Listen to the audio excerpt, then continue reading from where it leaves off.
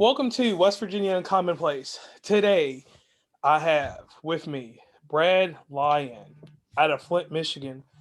Please, Brad, tell them what you do and why we're talking today. I was born and raised in Flint, Michigan, but I'm no longer technically out of there. As a matter of fact, I'm just about as far south in the continental U.S. as you can get from there because I am in Florida right now. Oh, wow. Now, that's not normally my typical destination. Um, Prior to the pandemic, I relocated here briefly to direct a movie by the name of Killer Keg, starring Okay. Jeremy London and Brink Stevens. And we just happened to start principal photography about a month prior to the start of the pandemic. When the pandemic hit, while we were shooting, of course, it shut down production because of the stay-at-home orders. And I have been here ever since because we've yet to be able to get together and wrap that project. Oh, man. So that's what brought you down there. You get Okay. So you're a producer, director, writer. You do it all. that I do. Um, I've produced about 30 some feature films or TV shows, at least credited as such. I've directed another dozen, and as an actor, I've probably appeared in 20 or 30 movies and TV episodes myself. okay, so you're famous. You Well, gotta you there was a gotta time more people knew my name. Now I forget it myself half the time, but Okay, so let's get on the major topic why you're here today. You have a movie.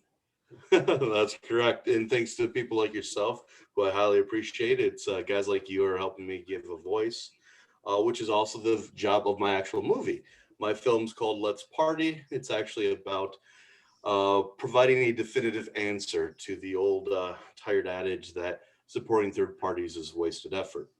So we are actively trying to give a voice to people who choose third party representation or would simply just be a traditional voter who doesn't feel like the primary Democratic and Republican parties really represent them. And it's Okay. not that I'm anti-Democrat or Republican by any means. I'm not. Matter of fact, I've probably leaned that way more than once or twice on in either direction. It's just, in America, we're supposed to be about freedom. And if you're about freedom, that means giving everyone a voice. And right now, the duopoly is trying to suppress a lot of third party voices. Okay, an audience, I want to give y'all a little bit of idea of this. We'll think of it like this. The term that he just used there. Think of Apple and Google, and there being no other providers for making iPhones and uh, the Android devices. Just those two. Those two own that market. And say that there was a small company, like if Nokia rose from the ashes and wanted to get into this market, it's no way for them to truly get in there. They can get in there and act like they're going to do some things. They can produce more cell phones, but the two other parties may even work together in some coercion to kind of push it down. So that's kind of the terminology. Basically, when two parties dominate a market, correct? You got it. That's pretty accurate. All right, so It's give the us same concept as a monopoly. There just happens to be two instead of one. one. Okay, okay. Now, what can you tell us about this film so I can get everybody interested and geared up for it? Well, I know a lot of you, the listeners out there, are probably going to have their own specific political views. Make no mistake, I'm not asking you to change those. I'm not asking you to go become a third party supporter. You don't all of a sudden have to become a Green Party member, an ASL member, or libertarian. Not asking that by any means.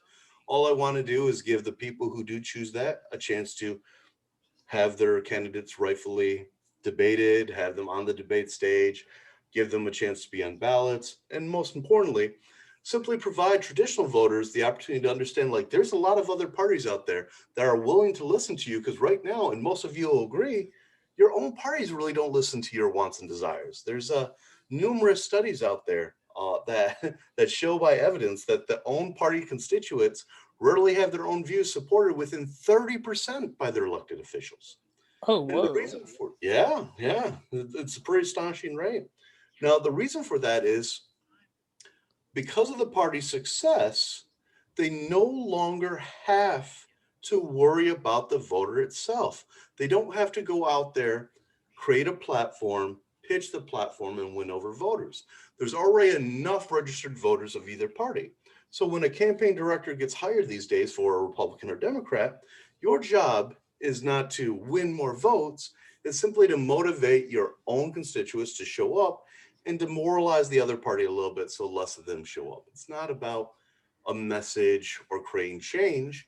And for the politicians themselves, quite often, it's just about job security for them. So they've quit caring about really making sure they're doing a good job for everyone themselves.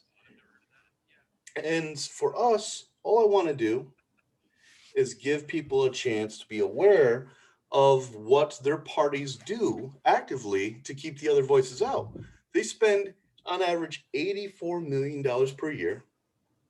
That's over 2 billion since 1994. That was Whoa. because in 1992, of course, the reforms candidate, Mr. Rumpel, comes out and he gets 18% of the popular vote. So the parties got together, created a subcommittee, and said, hey, you guys, every year we're going to give you guys X number of dollars. You guys go out and make sure you do something, you market, you spend money to keep third parties from progressing like this, because right now it looks like they could actually overtake one of us and become a major party. So all they did is went out and really did their job. I'm not saying they're evil. It's just in America, we're not supposed to suppress other people. We're supposed to give everyone a voice. That doesn't mean we have to agree with it. We're just supposed to provide them the opportunity to have that voice.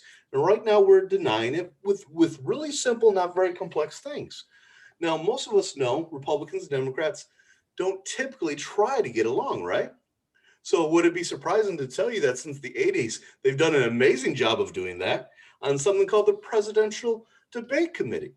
So it is a bipartisan organization comprised of Republican and Democrats who work to decide who gets to participate in the debates. And they create a system to decide that based on, are you ready for this? 5 national polls. And what they do is they decide who gets to participate in the debate based on who polls the best in 5 national polls. Whoa. Seems reasonably fair, right?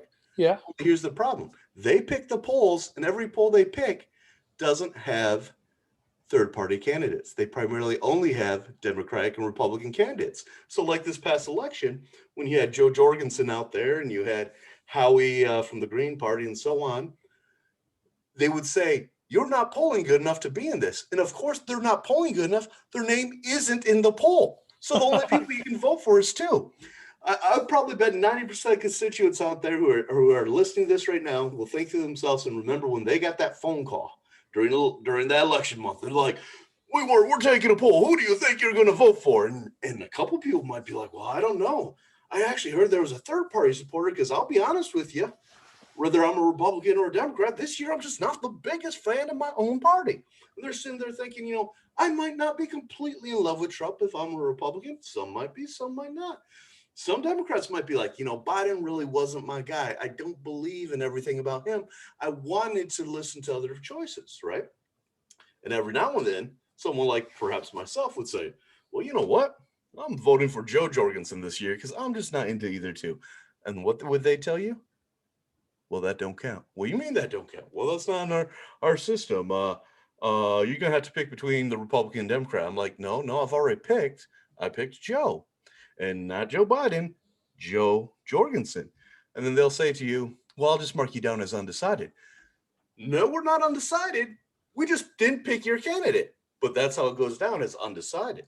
And those are the things that they use to help suppress those votes. Matter of fact, a lot of people don't realize, but the Democratic Party and the Republican Party both have sued to remove their party candidates off of ballots all across the nation in numerous Whoa. states. And they've even won in some of them. Matter of fact, there was actual presidential and vice presidential candidates in past elections, recent elections. I'm not talking 20 years ago, I'm talking last election, that showed up to campaigns, or pardon me, showed up to debates to participate with the goal of being included, and got arrested for showing up and protesting that they weren't included. Whoa. So this is like a whole this whole situation it's almost got a taboo feel into it because it seems like it's something that's not put in mass media, not put out there for. Well, of course not. I mean, think about it. If you have, this isn't about fake news. Let's be honest here. On one side, you're going to call Fox fake news. On the other side, you can call CNN or what have you fake news. And here's the reality. Both of them, for the most part, are sharing a foundation of facts to a degree. They have a lot of opinionated shows, but they have a foundation of facts but they lean their opinions into the facts very heavily so that it sways the storyline a certain way. And why is that? Because the people at the top of networks like CNN or Fox happen to themselves be voters too. They might be a Democrat, the other might be a Republican. And what happens in that case? If I have my own network, I'm not going to have my network lean extremely away from my point of view. It's my network. I don't really blame them for leaning a certain way. It's just because of that, that news is very polarized and biased. And I can get that.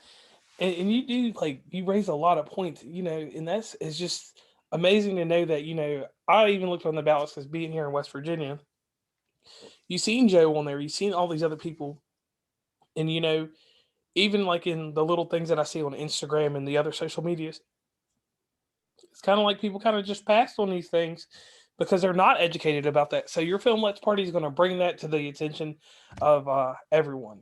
Well, yeah. Um, And here's the thing for those people out there who are pretty firm Democratic and Republican supporters, and good for you. This is actually for you too. All I'm saying to you is when I make this film, well, like you do, turn it on and watch it. I'm not actually going to give you a bunch of bull crap or a bunch of biasness, because here's the interesting fact: I'm not that biased. Yes, I have a biasness towards third parties having a view, but I'm not that biased politically. Because here's the reality: the majority of us out there, and some of you guys are going to fight over this, but the majority of you guys out there pretty much all want the same thing. You just have different philosophies about how to obtain that. You want a good balanced economy, you want more jobs, you want better healthcare opportunities, you want all these things. But you just have different goals to get there. That doesn't make either side necessarily evil. All that's bad that's happening is the two parties who have more control are working together to make sure that other parties don't have a chance and other people don't have a chance to vote. Matter of fact, they're going out of their way to convince their own constituents that they're stuck in a two-party system. And guess what? Factually, that's not actually correct. We're not. I know you're going to start talking about electoral votes and how this won't work and that won't work and how there's gerrymandering and counties are lined up, but voting districts are lined up certain way. Guess what? Statistically, factually, when you actually bring in true political analysts and true mathematicians, when I say mathematicians, I mean some of the best in the country. When we have these people actually analyze it factually, it's not like a third party has a reasonable opportunity. No, they don't have to have a gigantic foundation. They just have to have the access, and then all people actually have to do is vote. There's actually a relatively simplistic way in which third parties could even win presidential seats. But that's neither here nor there. I digress. What I care about is just simply making sure Americans have a voice. And if you check out Let's Party, if your listeners happen to go to letspartymovie.com, or currently we have an Indiegogo to help fund this because I'm not a rich man, sadly. I definitely could use the support. okay. And you can get a lot of cool perks like t-shirts. You could appear on the show. You can get your name as a producer in the film, all kinds of opportunities. You can even go to igg.me/at/ let's party, or the easier way, once again, letspartymovie.com. And you can actually get perks to help fund the film. So that's really what I'm asking, right now. We have not produced this movie. We're in the process of raising the remaining money we need to produce it. And Okay. we're just trying to give everyone a voice. Okay, and that's understandable. Now let me ask you this: inside this film that you're working on and everything, um, you've stated a lot of different ways that people can reach you. But how can the audience personally reach you to talk to you about this film? Do you have an Instagram, a Facebook, a Tumblr, a Twitter, a Snapchat, something where they can personally reach you so they can talk to you about it? Because a lot of times, like where you're building this film right now, me as a consumer, that's just me personally in the audience. You can take it for what you want or however you want. I usually like to get involved and find out who I'm divvying out some cash to or whatever I'm doing. So how do they personally get in touch with you so they know a little bit more about you and they can actually ask you questions? And then, once that film's produced, obviously you said there'll be perks and different things that go along with it. So how do they reach you? So here's the beautiful part, especially when it comes to this film right now. I know a lot of actors out there and a lot of directors aren't the easiest accessible person. I work hard to be. You can reach me at Brad Leo Lyon at any website. I've got my own website, my own domain, bradleolyon.com. You can go there. You can send things out there, but you know what? You can reach me on social media too. You can go to Instagram at Bradley Lyon. You can go to Facebook, Bradley Lyon. You can go to Twitter at Bradley You're Lyon. lying. And you know who you're going to reach? Bradley Lyon. You're going to reach me, and I'm going to give you an answer best as I can. I try to remain pretty transparent. You won't have to worry about I'm not a politician. I'm not out here having to sell a platform. All I'm out here trying to do is just make sure we all have the same voice. We all have a chance to have someone represent us. Okay, so these are a few future questions I'm going to ask you. So after this film is produced, you have a target time that you're going to do it, and I'll let you hold on to that target time because that's something that needs to stay in a capsule between you and your audience. Correct? I would agree with that to a degree. What platforms will you be able to get this on? So here's the thing. As a film producer, what we typically do is we make a film. Then we Okay. take that film and we lease it or partner with a distributor. That distributor has direct relationships with buyers. They may have a relationship with Walmart and HBO, theatrical, screenings and cinemas, all the way down to, be it Netflix or Amazon Prime. They Or are the the ones who directly release it. I lease it to them. With that being said, we're going to be highly involved in that. We want to make sure it's on a quality streaming network to the point that we will retain the rights to release on Amazon Prime if there's not an aggregator that makes a deal with Netflix. We will release it theatrically ourselves if we don't get picked up by a strong theatrical because I own a small four-walling distributor. So because of that, we're going to be on theater screens. I know there's not a lot of them left, but I love the theater. I right. love the cinema experience. So we'll screen. Matter of fact, if a listener out here wants to attend the red carpet premiere, we even have a few tickets to that. You can come to the after party in the red carpet premiere, be with the director, be with some of the stars of the film. You can attend that by supporting the film. Okay, that's amazing, and I thank you for doing this podcast with me because I'm going to tell my audience something real quick. Me and you had a quick conversation. This started what maybe over the weekend, actually, Oh yeah, correct? yeah. Over the weekend, Not even and a week ago, I don't think. yeah, not even a week ago, and we were able to get this together fairly fast. Just you literally uh, went. You were eating lunch, and then we got it Yeah. going here. For the sake of your audience, let me tell you how good of a host this gentleman is. So we had a nice conversation. We were going back and forth on the topic. He had asked me one, what we'll call the final question, which I'm sure wasn't meant to be a final question. I typed a very long and vivid response to him, which included 4 links that, well, he asked for a link or two, and I provided 4 in this feedback response. It didn't get sent. Luckily, this gentleman over here followed up a few days later and says, "Hey, what do you think? When could be a time frame we could get together and get you on the show?" And I'm laughing. I'm like, "Hey, here's the funny parts of that. In this giant response that I've made for you, part of the response says, hopefully we can do this as soon as possible because my campaign ends on the 30th of December." but but knock on wood, and luckily he got a hold of me on New Year's Eve because today's New Year's Eve right now. And in the process, I said, God willing, we got extended, and our campaign actually doesn't end until January 9th, which is a week from Saturday.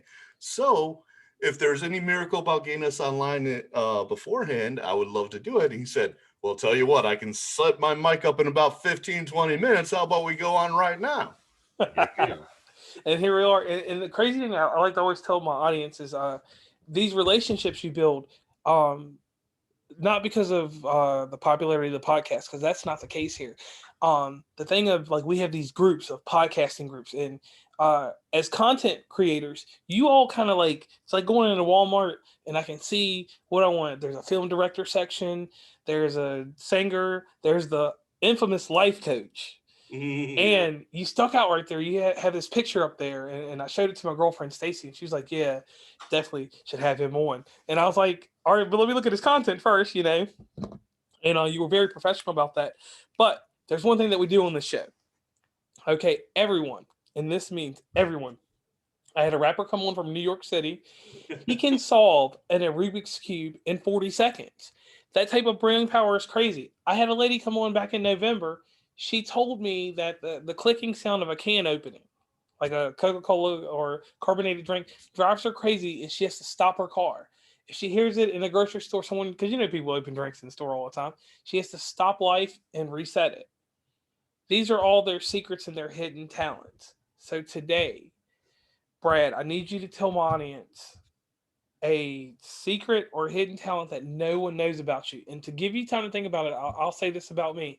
I do not like the root vegetable beets. If you have beets, you serve them at your house, I will unfriend you in real life.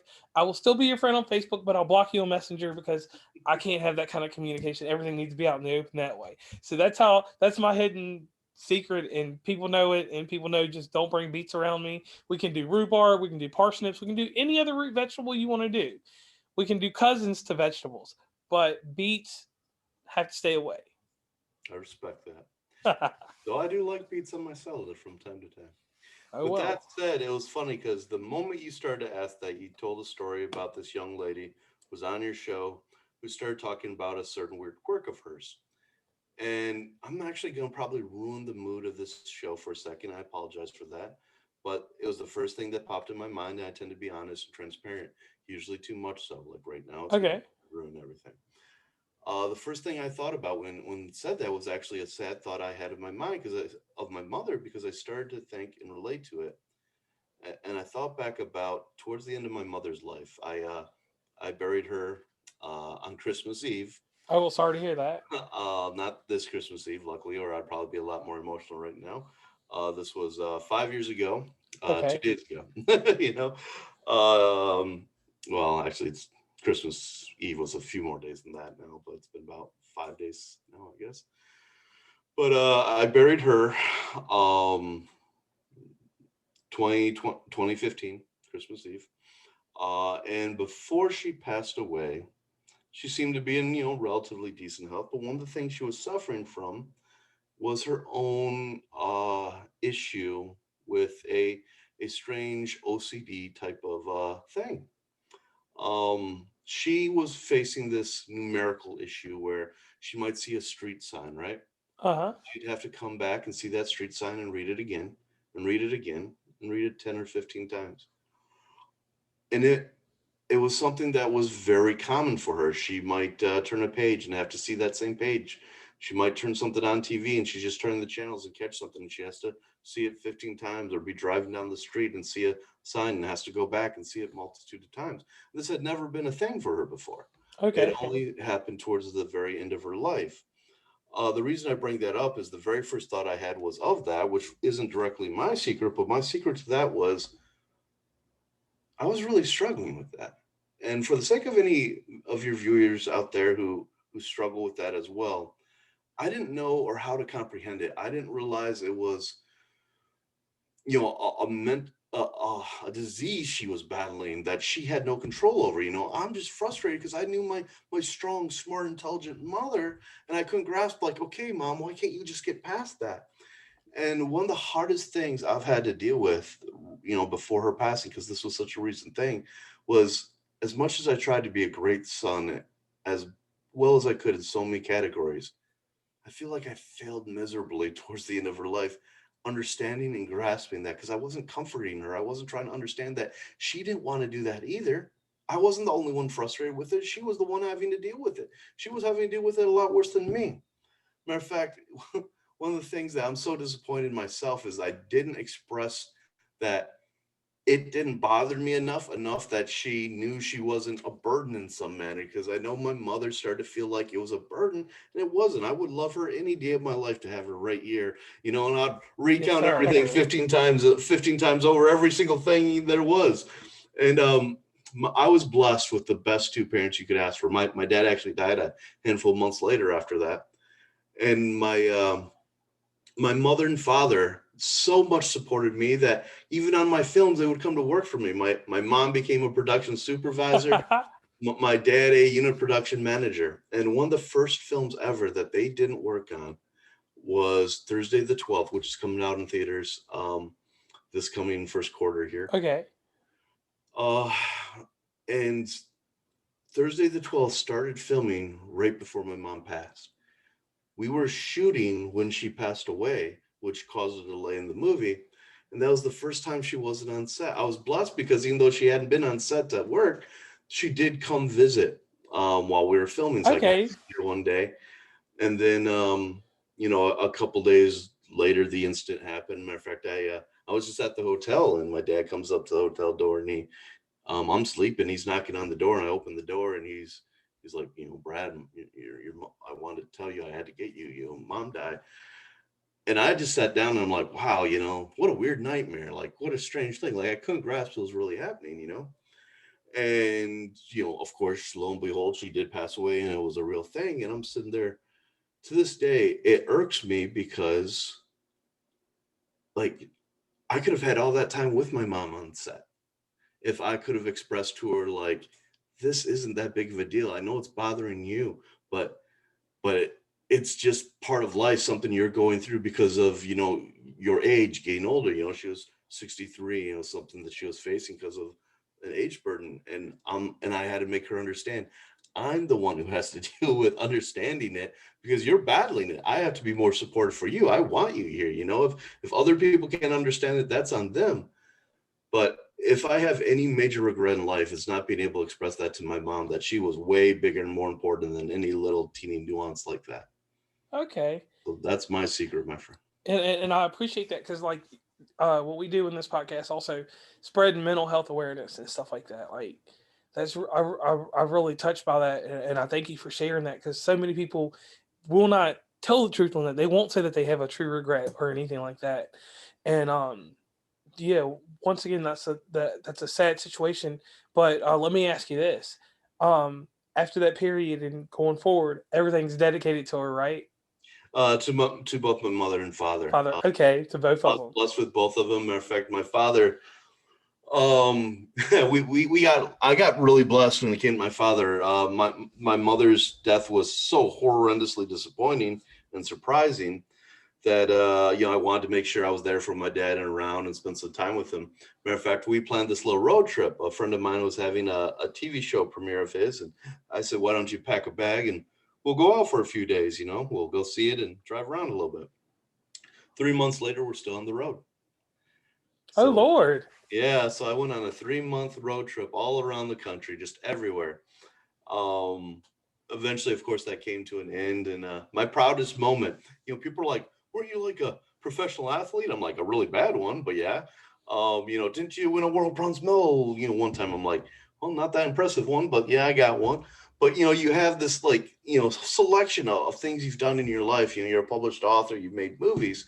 What's your proudest moment? I told them my proudest moment was being able to be financially successful enough that I was able to buy my dad a brand new car for his birthday. Oh my Lord. Yeah, he turned 61 September 29th of that following year, after my mother passed, so September 29th, 2016. So I gave him that car and I was super proud. I did it at Hooters of all places. It was a little surprise. We put the ribbon on the car, had him inside having a birthday, walked him out to the car. Luckily, someone actually filmed it, just luckily on their phone, so I still get to see it. And then 2 days later, he passed away. Oh man. Yeah, but I had that beautiful memory and that beautiful trip, so I Right. was really blessed with them. But I'll tell you what, I've never met two more dedicated, passionate people in my life to providing for, not just providing for their son, but providing for their son's dreams and ambitions. Because both of those people basically retired from the things they were passionate about and cared about because they were so dedicated and cared so much about their son's success and his happiness that they got involved in my stuff. So everything I do is in tribute to them. All my motivation was making their life better. I don't have any surviving direct family anymore. I did just happen to come across a cousin of mine, but so it's hard because my motivation was always providing for them. But that's why, like, this movie Let's Party isn't what I normally do. I'm normally a guy who makes horror movies and college comedies, but Let's Party and giving people a voice was kind of part of like realizing like I might not have that family to provide for now, but maybe I can provide for a lot of people.